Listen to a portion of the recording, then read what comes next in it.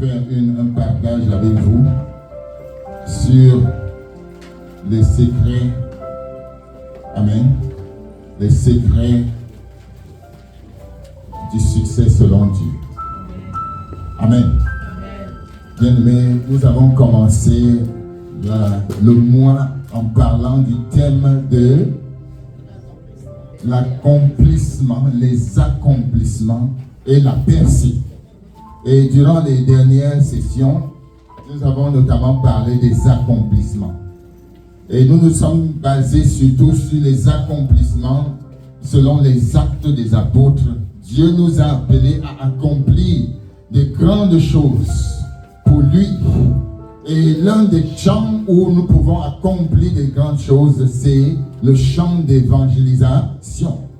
Et lorsqu'on parle de percée en tant que disciple de Jésus, notre percée doit être davantage dans ce domaine-là. Quelqu'un dit Amen. La percée économique est bien. La percée financière est bien. Mais la percée dans le salut des âmes est davantage meilleure. Tu ne m'as pas compris. Amen. Il n'y a rien de plus important que d'amener une personne au ciel avec soi. La preuve, c'est que tous les riches et tout le monde d'ailleurs, lorsque nous mourons, nous laissons tout. Amen. Dans certaines cultures, lorsque les gens meurent, on essaye d'amener les meilleurs produits de leur vie et on les enterre avec. Mais dire à quelqu'un, c'est peine perdue. Ça le change, oui. Amen. Tu laisses tout sur cette terre. Je dis tout. Regarde quelqu'un et tu laisseras tout. Amen. Tu laisseras tout. Donc, les courses que tu fais, tu montes, tu descends, c'est bien. Mais tu laisseras tout.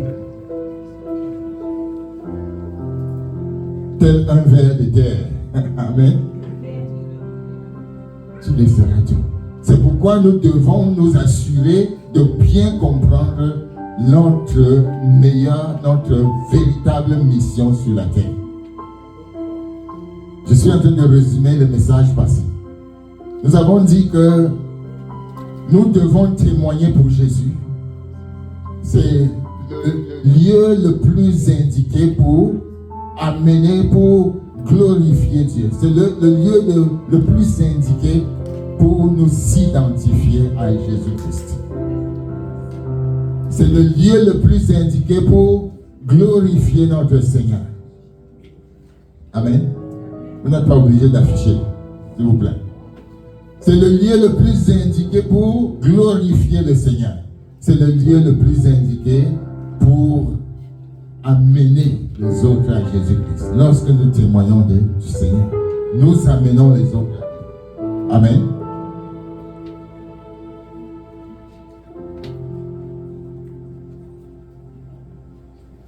Le combat est tellement élevé.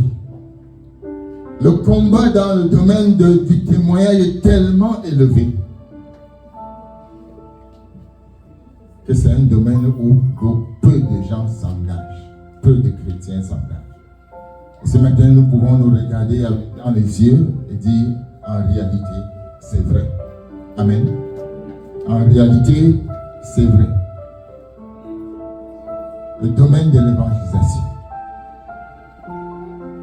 Mais nous devons comprendre que la mission a été déjà donnée. Allez et faites de toutes les nations des disciples. Et par la grâce que Dieu nous donne, par la sagesse et la direction de son esprit, chacun peut témoigner au quotidien. D'une manière ou d'une autre, nous avons dit que le témoignage revêt deux aspects. Un aspect verbal et un aspect des actes. Et le Seigneur va certainement nous accompagner. Je voudrais, alors que le mois s'achève, déjà pratiquement, nous sommes le 25 aujourd'hui, je voudrais prendre une minute pour dire merci à tous ceux et celles qui, chaque samedi, se sont mobilisés pour évangéliser. Amen. n'avez pas dit Amen. Peut-être que tu ne vois pas les résultats, mais tu verras le salut de certains parce que c'est sorti. Nous avons vu dans le thème du témoignage que nous témoignons, mais les résultats appartiennent à Dieu. Nous ne contrôlons pas les résultats. Nous laissons le reste au Seigneur. Donc ce matin, je voudrais nous amener dans un autre aspect. Et le thème que je vais aborder ce matin, c'est comprendre les lois du succès selon Dieu. Amen. Car il nous faut certainement avoir du succès. Ce qu'on appelle autrement la percée.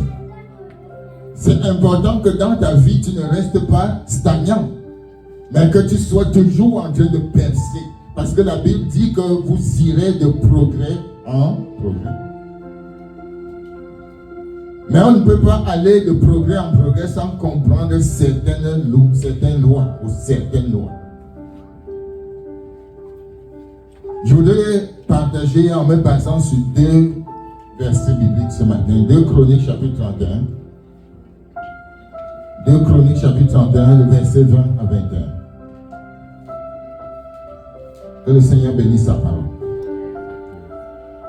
2 Chroniques chapitre 31, verset 20. Voilà ce que fit Ézéchias dans tout Juda. Il fit ce qui est bien et ce qui est droit, ce qui est vrai devant l'Éternel son Dieu. Il agit de tout son cœur et il réussit dans tout ce qu'il entreprit, en recherchant son Dieu pour le service de la maison de Dieu, pour la loi et pour les commandements. Amen. Amen. Merci beaucoup. Regardez le verset, c'est notre texte de base. Bien-aimés, nous parlons du roi Ézéchias dans ce passage. Et qui est Ézéchias? Ézéchias était le père de Manassé, nous avons vu tantôt. Amen. Et il était donc le fils d'Akaz et d'Abidjan.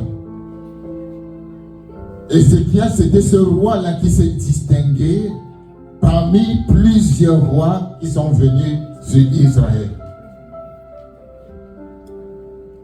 Quand nous lisons le livre de Chroniques qui lui est consacré notamment, nous constatons que Ézéchias a reçu beaucoup de faveurs de la part du Seigneur. La Bible nous montre notamment qu'il fut fortifié par Dieu. Et d'ailleurs, c'est son nom. Le nom d'Ézéchias veut dire fortifié par Dieu. Amen.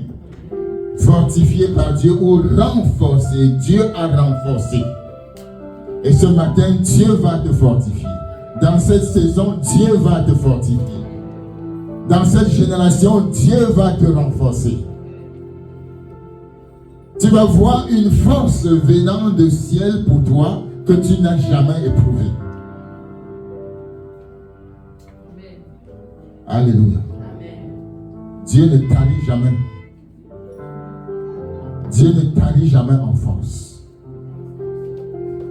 Alléluia. Dieu ne tarit jamais en force. Souvent tu penses que tu es limité et que c'est très difficile. Mais je t'assure, Dieu a des réserves intarissables. Amen. Dieu a des réserves intarissables. Ézéchiel était donc ce roi qui est monté au pouvoir à 25 ans. Et quand il est monté au pouvoir, sa première pensée était la maison de Dieu. Avant lui, il s'est passé beaucoup de choses. Mais quand il est venu, première pensée, la maison de Dieu. Je veux rebâtir la maison de Dieu. Je veux mettre de l'ordre dans la maison de Dieu. Et sans avoir peur des oppositions possibles, il se leva, il ôta les hauts lieux, il détruisit le haut lieu, il brûla les statues et il mit en pièces le serpent d'airain que les gens idolâtraient. Parce que c'était le piège du peuple. Il continuait à vénérer ce Dieu, cette idole. Est-ce que vous êtes avec moi? Est-ce qu'on est ensemble? Voilà un Ézéchiel, jeune homme, qui prend le pouvoir à 25 ans. Et dans le passage que nous venons de lire, nous allons voir quelques principes du succès selon Dieu. La Bible nous dit, voilà ce que fit Ézéchias dans tout Juda. Dans tout Juda, il fit ce qui est bien, ce qui est droit et ce qui est vrai devant l'Éternel son Dieu. Amen. 3 choses. Il fit ce qui est bien. Dis avec moi, fais ce qui est bien. Il fit ce qui est droit. Fais ce qui est droit. Il fit ce qui est vrai. Amen. Fais ce qui est vrai. Devant l'Éternel. Ça veut dire quoi devant l'Éternel? C'est-à-dire qu'il ne le faisait pas pour plaire aux hommes. Il ne faisait pas pour attirer la gloire sur lui. Il ne faisait pas pour qu'on dise il y a eu un grand roi ici, non. Il le faisait pour Dieu. C'est ça l'expression. Et notre bien-aimé tout à l'heure en priant, j'étais tellement touché par ce temps de prière. Disait que quel qu'en soit ce que nous accomplissons, ce que nous faisons, nous devons rester humbles et reconnaissants. Voilà le secret. Au verset 21, il dit, il agit de tout son cœur et il réussit dans tout ce qu'il entreprit en recherchant son Dieu pour le service de la maison de Dieu, pour la loi et pour les commandements. Amen. Bien-aimés, ces 2 versets sont tout un programme. Nous pouvons résumer ce qu'il a fait en 3 choses. Il chercha Dieu. Amen. Il travailla de tout son cœur. 2e chose. Et la conséquence de tout ça, c'est qu'il réussit. Amen. Il chercha Dieu. Il travailla de tout son cœur. Bien-aimé, il n'y avait pas moyen de déséquilibre dans la vie d'Ézéchias. Il ne chercha pas seulement Dieu, mais il travailla de tout son. Quand un homme cherche Dieu et travaille de tout son cœur, le résultat est évident. Car c'est Dieu qui bénit. Amen. Mais Dieu ne bénit pas rien. Alléluia. Dieu ne bénit rien. La bénédiction de Dieu n'est pas ex nihilo. Donc, nous allons résumer là, verset 21. Il agit de tout son cœur. Il agit de tout son cœur dans ce qu'il savait être du domaine de son devoir. En tant que roi, il avait un devoir. Et il agit selon ce devoir. Il savait ce qu'il devait faire. Le roi Ézéchias savait ce qu'il devait faire. Amen. Commençons à nous mettre à la place du roi Ézéchias. Ézéchias savait ce qu'il allait faire. Tout homme sur la terre doit savoir ce qu'il doit faire. Tout homme, toute personne doit savoir ce qu'il doit faire. Son devoir se situait dans le service du temple de son Dieu. Il avait localisé sa zone de prédilection dans la maison de Dieu, dans le temple de Dieu. Bien-aimés, nous ne pouvons pas réussir si nous ne définissons pas les domaines de succès ou les domaines de notre travail. Si nous ne connaissons pas notre champ d'action. Amen. Si nous ne connaissons pas notre champ d'action, nous ne pouvons pas réussir. Il faut que chacun puisse connaître son champ d'action. Ézéchias savait que lui, il était limité dans la maison de son Dieu. Lorsqu'il a pris le pouvoir, il a dit, il y a des choses ici à mettre en ordre. Voilà mon domaine. Il n'a pas dit, non, je commence directement les conquêtes des autres territoires ou des guerres. Non, il a dit, ma maison, la maison de Dieu, d'abord doit être assainie. Amen. Il connaissait. Dans tout ce qu'il fit dans le service du temple de Dieu. Il savait qu'il devait faire tout cela. Il faisait quelque chose. Tout ce qu'il faisait, il le faisait pour le temple de Dieu. Pour la restauration de la dignité de Dieu. Si nous lisons un peu la période avant Ézéchias, c'était le désordre total. C'était la catastrophe. Il y avait de l'idolâtrie qui avait rempli tout Juda. Et quand il est venu, il a discerné. Voilà mon travail. Voilà pourquoi je suis devenu roi. Amen. Autrement dit, chacun doit savoir pourquoi il est dans telle position. Oui, il savait. Voilà mon devoir. Il savait que le temple devait être restauré. Il savait que la loi de l'Éternel devait être obéie. Donc la loi de l'Éternel devait ramener le peuple à lui. Il savait que les commandements de l'Éternel devaient être enseignés. Il savait cela. Donc, nous voyons clairement dans la position d'Ézéchias que la première chose à faire, la première loi du succès, c'est quoi? C'est une clarté de direction. Nous devons avoir une direction claire de ce que nous voulons. Une clarté de but. Est-ce que je connais ma direction? Est-ce que je connais mon but? Une clarté de mission. Est-ce que je connais ma mission? Voilà la première loi du succès. Est-ce que nous sommes ensemble? Première loi du succès, connaître clairement son but. Connaître clairement sa mission. Connaître clairement ce pourquoi Dieu nous a placés quelque part. Connaître clairement cela. Un exemple très frappant est ici. Notre fils Ange est là assis. Amen. Il connaît clairement qu'il doit viser. Amen. C'est un exemple très frappant. Il ne s'occupe pas de ce qui se passe là-bas de l'autre côté. Il connaît clairement. Ézéchias avait discerné ce qu'il allait faire et il le faisait de tout son. Amen. Donc, qui peut me résumer la première loi du succès? Pour connaître clairement, avoir la clarté de son but, de sa mission, de sa direction. Que Dieu nous donne une direction divine dans tout ce que nous faisons, dans cette église.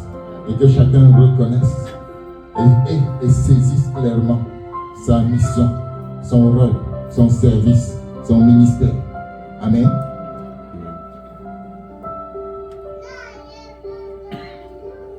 Si tu ne sais donc pas où tu es en train d'aller, la direction, amen, aucune quantité de secours ne pourra t'aider.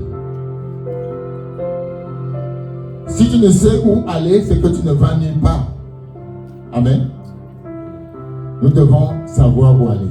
Et je voudrais reprendre ici la vision de l'Église. Notre vision, c'est quoi? C'est connaître Christ. Amen. Connaître Christ. Le vivre et amener les autres à le connaître. Donc chaque fois, nous devons nous poser la question, nous sommes ici pourquoi? Connaître Christ, le vivre et le faire connaître aux autres. C'est toujours ça. Bien entendu, cela s'accompagne de beaucoup de moyens, de beaucoup d'actions, de beaucoup de programmes, etc. Mais au final, c'est cette vision-là que nous visons. Amen.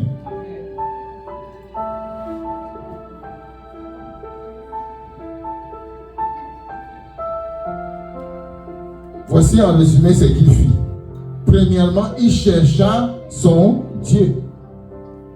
La Bible dit, cherche l'Éternel pendant qu'il se trouve. Il chercha son Dieu. Cherchez l'Éternel de tout votre cœur. Et le Seigneur lui-même dit, vous me chercherez et vous me trouverez si vous me cherchez de tout votre cœur. Amen. Voilà une loi de succès.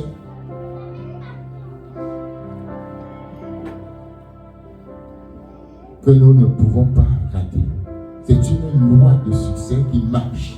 Je cherche l'Éternel. Pourquoi est-ce qu'un homme doit chercher l'Éternel? Parce que la pensée de l'Éternel vaut mieux que l'or. Amen. Si tu sais ce que Dieu pense, si tu sais ce que Dieu sait, si tu saisis ce que Dieu veut, amen, mais tu es l'homme le plus heureux. Parce que nous pouvons penser que nous savons ce que Dieu sait. Mais ça peut juste être le fruit de notre imagination. D'ailleurs, la Bible dit que tel homme pense que ce chemin est le bon, mais c'est un chemin qui mène à la perdition. Ce n'est pas tout ce qui est positif qui est bon. Amen. Ce n'est pas tout ce qui est positif qui est bon.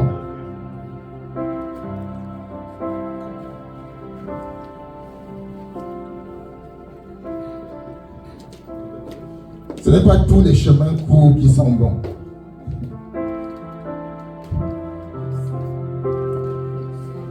Gloire au Seigneur. Il y avait quelque chose à faire.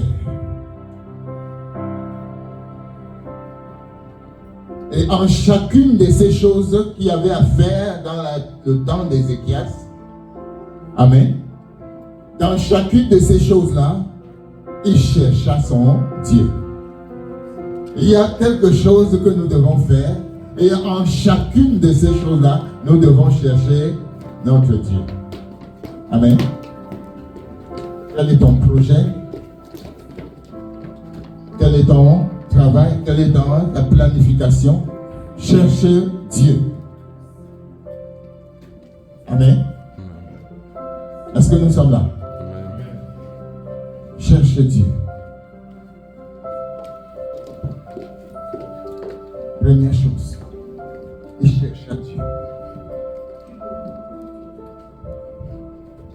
Chercher Dieu, c'est la voie incontournable. Arrête tout. Cherche Dieu. Amen. Cherche Dieu. Bien-aimé. C'est là que se trouve le départ. La Bible dit au commencement, Dieu. Si au commencement, Dieu, il faut que tu le cherches. Le Seigneur est en train de parler à une personne. Cherche Dieu. C'est là la voie. Amen. Toutes les solutions ne vont pas forcément marcher. Mais cherche Dieu. Ézéchiel savait qu'il y avait beaucoup de choses à faire, mais il chercha Dieu dans toutes ces choses-là. Dans chacune de ces choses, il s'appliqua à chercher Dieu. Mais il ne s'arrêta pas au niveau de chercher Dieu. Qu'est-ce qu'il fit? Il travailla, et la Bible insiste qu'il travailla de tout son cœur. J'ai l'impression que Ézéchiel avait un système bien établi. Amen. Un système très bien établi qui est devenu comme sa routine quotidienne. Il chercha Dieu, il travailla de tout son cœur, il revint chercher Dieu, il travailla encore de tout son cœur. Il chercha Dieu et il travailla de tout son cœur. C'était toujours comme ça. Amen. C'est comme s'il allait puiser de l'énergie pour mieux travailler. Et ensuite, il revint pour puiser encore de l'énergie et pour aller continuer à travailler. Amen. Et c'est ça qui lui donnait le succès. N'arrête pas de prier, bien-aimé. N'arrête pas de prier, de chercher Dieu. Mais travaille de tout ton cœur. Il y a un équilibre à faire. Si tu travailles trop et négliges Dieu, tu vas manquer de ressources. Amen. Tu vas manquer de ressources. Mais trouve en lui tes ressources. Voilà la loi du succès. La clarté du but. La clarté de ce qui devait être fait. Il savait ce que Dieu voulait qu'il fasse. Ézéchias. Il chercha Dieu pour cela. Il travailla ensuite de tout son cœur. Et la Bible nous dit, il prospéra. Dis à quelqu'un, tu prospéreras. Tu prospéreras. Si tu cherches Dieu et si tu travailles de tout ton cœur. Amen. Les gens aiment beaucoup la fin, n'est-ce pas? Tu prospères. Mais avant ça, il y a 2 étapes. Tu cherches Dieu et tu travailles de tout ton cœur. Et le succès t'accompagne. Ézéchias savait ce que Dieu voulait qu'il fasse. Ayant connu ce que Dieu voulait qu'il fasse, il chercha Dieu afin que lui et Dieu puissent être un dans le projet. Amen. Afin que lui et Dieu y soient un dans le projet. Quel est ton projet, bien-aimé? Cherche Dieu en sachant ce que tu dois faire. Sois un avec Dieu dans ce projet. Et quand on travaille avec Dieu, on a du plaisir. Amen. On a de la joie.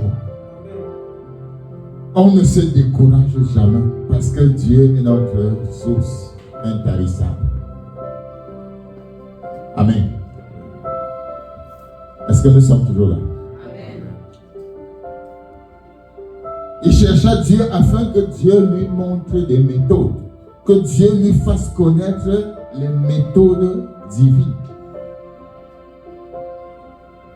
Il chercha Dieu afin que Dieu lui fasse connaître les méthodes divines.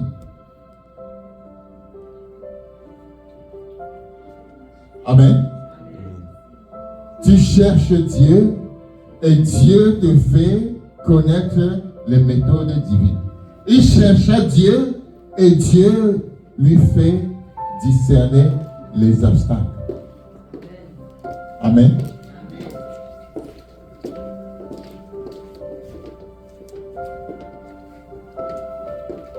Bienvenue au couple pastoral. Que Dieu vous bénisse. Il chercha Dieu afin que Dieu lui montre quoi seraient les pièges. Quand tu cherches Dieu, Dieu te fait découvrir les pièges à venir. Et l'une des choses que nous ne devons pas manquer, c'est de savoir que l'ennemi attaque nos succès. Et quand tu as un succès, tu dois le barricader, le protéger. Donc quand tu pries, Dieu te permet de savoir, de connaître les pièges qui t'attendent. Amen. Il y a des gens qui peuvent acquérir beaucoup de choses, mais ils oublient de protéger ces choses-là. Amen. Ils oublient de protéger les dons que Dieu leur a donnés. Ils oublient de protéger les biens que Dieu leur a donnés. Et le résultat, c'est quoi? C'est que l'ennemi peut tout ravager en un jour. Nous sommes en train de parler des clés du succès, des secrets pour réussir. Et nous voyons l'exemple d'Ézéchias. Ézéchias avait une trilogie. Il cherchait Dieu. Première chose, nous avons dit. Et il travaillait de tout son cœur. Chercher Dieu, travailler de tout son cœur. Et la conséquence, c'était le succès. Amen. Allons plus loin, bien-aimés.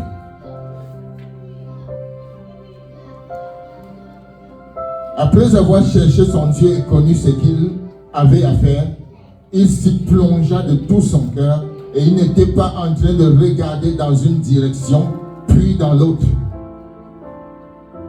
Il ne regardait pas à gauche ou à droite. Il savait que Dieu m'a confié cette mission. Je me consacre dans cette mission et je veille sur ça. Il ne regardait pas à gauche et à droite. Et il continue.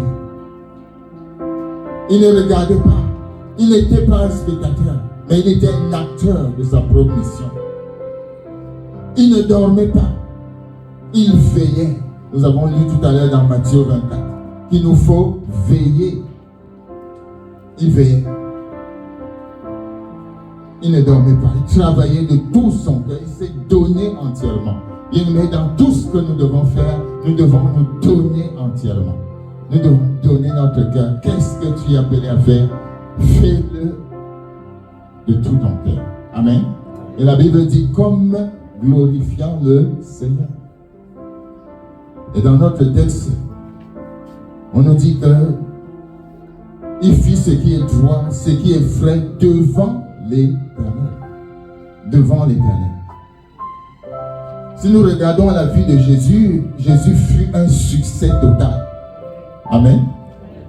La conclusion de l'apôtre Paul dans Philippiens chapitre 2 résume le succès de Jésus. C'est pourquoi Dieu l'a souverainement élevé. Mais nous savons ce qui a précédé cela. Amen. L'humilité. L'humiliation même. Et il n'a pas voulu partager ou se glorifier de sa position céleste.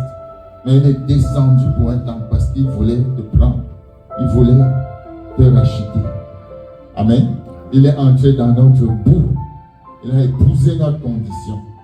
La Bible dit, c'est pourquoi Dieu l'a souverainement élevé. Afin qu'au nom de Jésus, tout genou fléchisse et toute langue confesse. Amen.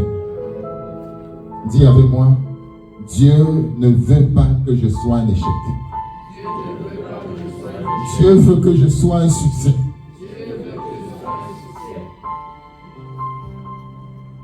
La plupart des gens échouent parce qu'ils ne savent pas ce que Dieu veut qu'ils fassent. Amen. Ils ne savent pas. Ils sont là comme ça. Discerne ce que Dieu veut que tu fasses. Sinon, tu vas perdre les 90 ans que Dieu t'a donné là. Quelqu'un dit Amen. Sinon, tu vas les gaspiller. Mais rationalise le temps que Dieu t'a donné. Rachète le temps car les jours sont mauvais. Ta vie ne t'appartient pas. Donc, utilise ta vie rationnellement.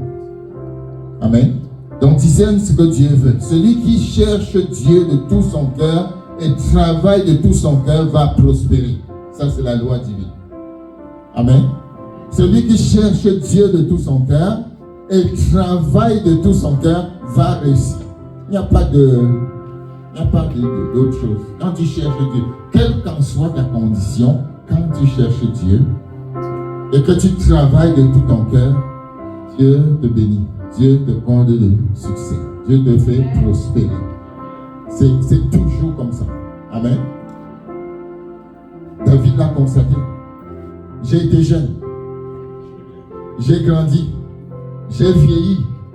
Je n'ai jamais vu le juste abandonné, ni sa descendance mendier son pain. Il a bien fait le constat. Et il nous le rapporte. Bien aimé, la première loi c'était ça. Deuxième loi avec laquelle je vais finir. Deuxième loi, c'est quoi? C'est les problèmes. La deuxième loi du succès, c'est les problèmes. Qu'il y a quelqu'un bienvenue dans les problèmes. Amen. Bienvenue dans les problèmes. Attachez vos ceintures. Celui qui veut le succès doit regarder les problèmes différemment.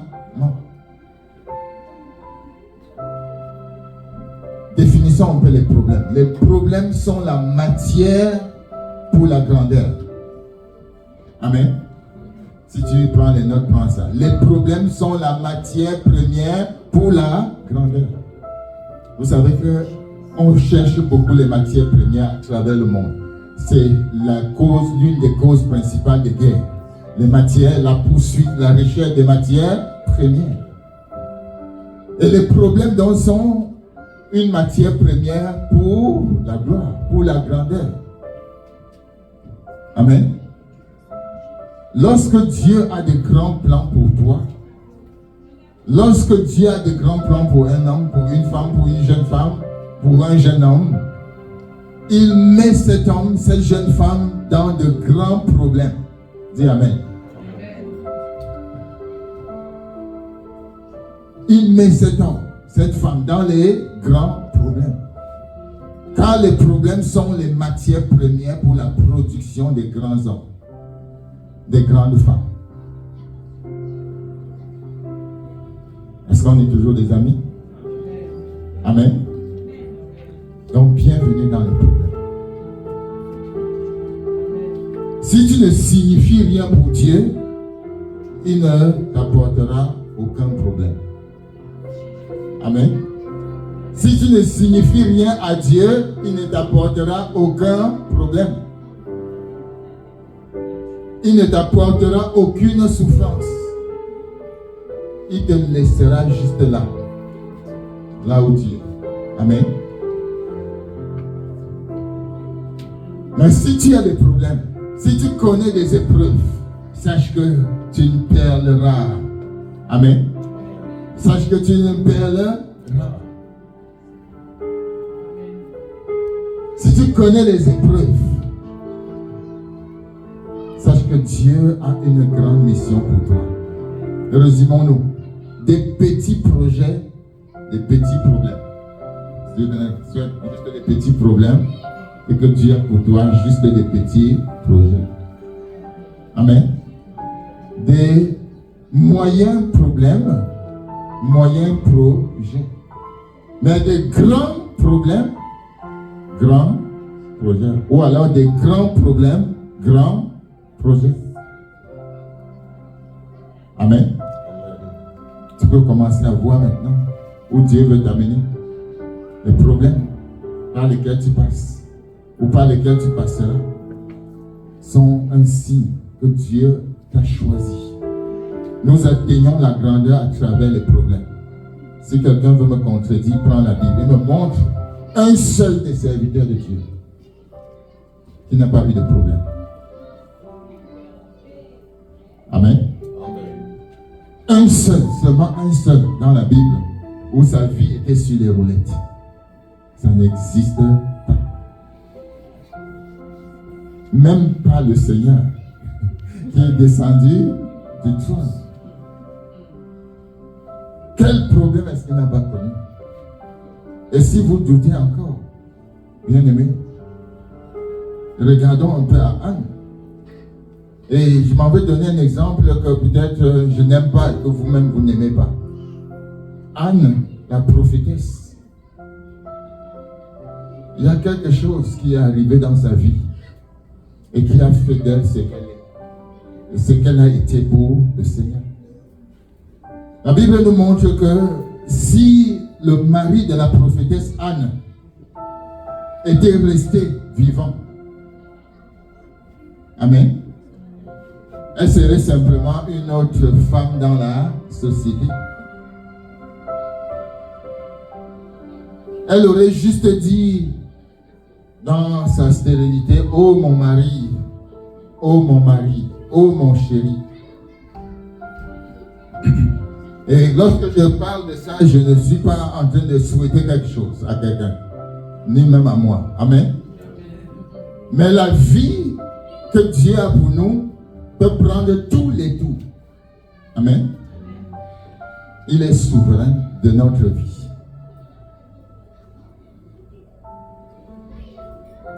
Lorsque Dieu a pris son mari, cela semblait être un coup dur pour elle. Un coup très dur. Elle est restée seule. Elle a quitté la maison familiale. Elle a laissé la cuisine qu'elle faisait quotidiennement pour son mari. Quand son mari rentrait, elle mettait le plat sur la table, mangeait. Oh chérie, comment était la journée? Ça, c'était le résumé de sa vie. Amen. Elle n'avait pas d'impact au-delà de son foyer. Mais lorsque Dieu a pris son mari, c'est un exemple extrême, c'est vrai, mais c'est un exemple biblique. Cela donc semblait être un coup dur. Mais c'était devenu pour elle, ce problème a été devenu la matière première pour façonner en elle une femme de gloire. Et elle a quitté donc chez elle, elle est entrée dans le temple. La Bible dit qu'en ce moment, elle commençait à prier. Et selon les exégètes, elle a prié pendant 84 ans. Alléluia. Pendant 84 ans dans la parole de Dieu. Elle a discerné ce que Dieu avait pour elle comme mission. Après le départ de son mari, elle a discerné. Elle s'est mise à prêcher dans le temple. Qu'est-ce qui est arrivé? Le Seigneur Jésus est arrivé. Amen. Vous savez que c'est Anne qui a anticipé la descente du Seigneur. 84 ans pour faire descendre le roi de gloire.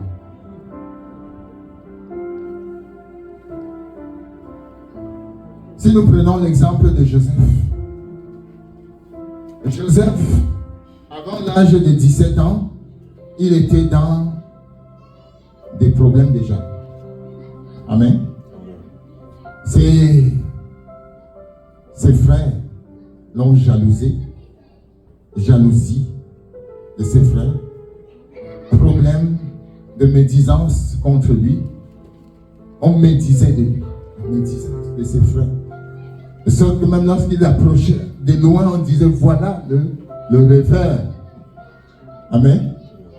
C'est très méprisant. Lorsque vous êtes dans la famille et 7 personnes contre 1.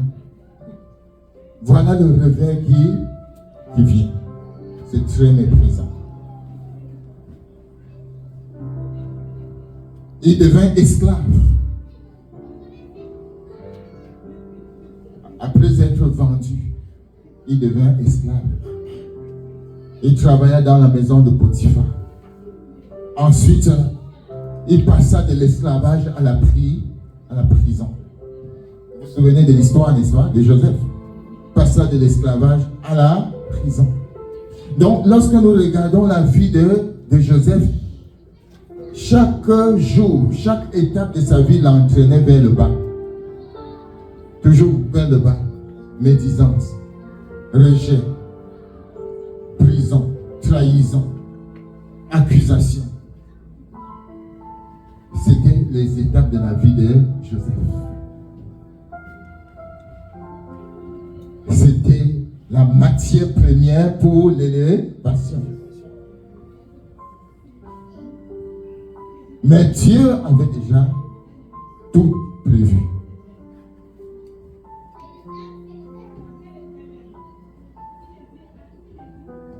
Peut-être parfois tu regardes certaines personnes, tu dis, mais ces gens-ci n'ont pas de problème. Si tu penses ainsi, c'est qu'ils ne sont pas signifiants devant Dieu, ils sont insignifiants aux yeux de Dieu.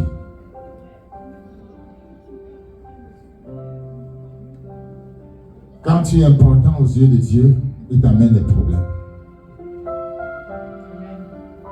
Quand tu es important aux yeux de Dieu, il t'amène des problèmes. Permet que tu passes par les épreuves. Il t'amène même souvent des problèmes tels que tu n'imaginais pas. Tu peux même te poser des questions, mais pourquoi moi?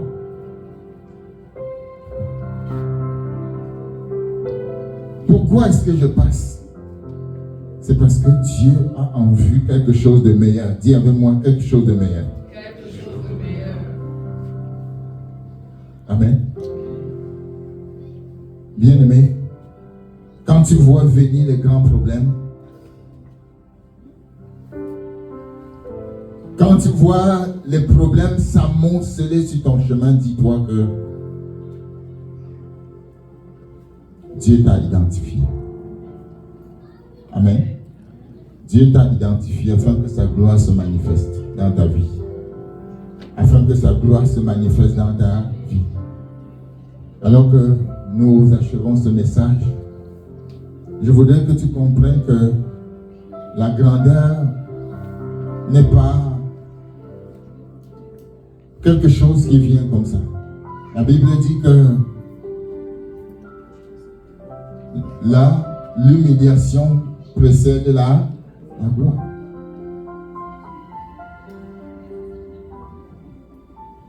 La gloire passe par les oppositions, les épreuves. Donc, ce que tu vis maintenant, à tous les niveaux, sont un signe que Dieu t'a identifié. Amen. Dieu t'a identifié. Parce qu'il veut t'amener loin. Déclare avec moi, quand je vois des grands problèmes, quand je vois les grands problèmes venir sur mon chemin, je sais que Dieu m'a identifié pour la grandeur. Commence à prier, bien-aimé. Commence à prier. Dis merci à Dieu. Dis merci pour les épreuves. Dis merci pour les difficultés par lesquelles tu passes. Dis merci à Dieu. Quelqu'un se lève maintenant. Commence à prier. Merci Seigneur Jésus. Merci pour ta faveur. Merci pour ton amour.